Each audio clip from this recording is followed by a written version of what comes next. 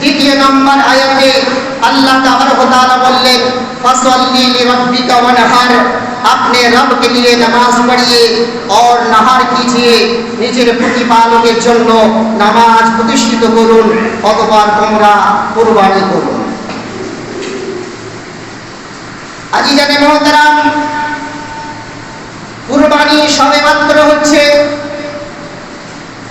আমাদের জাদ্দুল আম্বিয়া হযরত ইব্রাহিম খলিলুল্লাহ আলাইহিস সালাতু ওয়াত তাসলিমের সুন্নাত, যা কবি ছন্দের মাধ্যমে এইভাবে বর্ণনা করলেন, কান রাখকার মুমিন শুনলো, কান রাখকার মুমিন শুনলো, जरा कहता है ये मजमून हदीस मुस्तफा, ख्वाब में देखा खलीलुल्लाह ने, ख्वाब में देखा खलीलुल्लाह ने, हुक्म कुर्बानी दिया अल्लाह ने।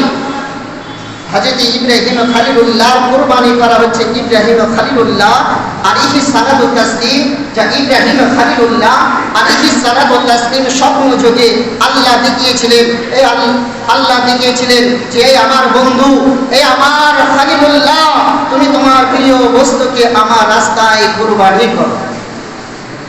এ হচ্ছে হযরত ইব্রাহিম খলিলুল্লাহ আলাইহিস সালাতু ওয়াত তাসলিমের সুন্নাত, যা আমরা ধনবান ব্যক্তির জন্য এটা হচ্ছে ওয়াজিব।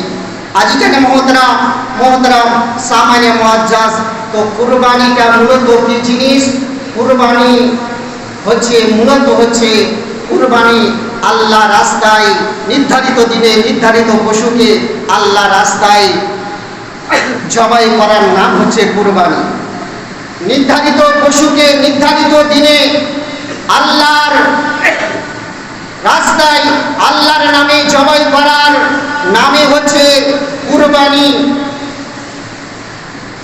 কুরবানির মূল উদ্দেশ্য কি?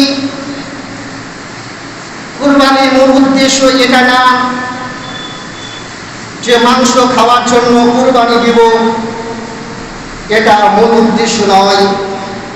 নিজেকে ধনবান হিসাবে প্রমাণ করব মানুষের সামনে, এটাও উদ্দেশ্য নয়।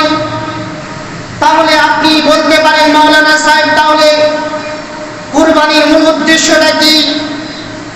কুরবানির মূল উদ্দেশ্য মাংস খাওয়াও যদি না হয়, কুরবানির মূল উদ্দেশ্য যদি নিজেকে ধনবান হিসাবে প্রমাণ করার জন্য যদি না হয়, তাহলে কুরবানির মূল উদ্দেশ্যটা কি?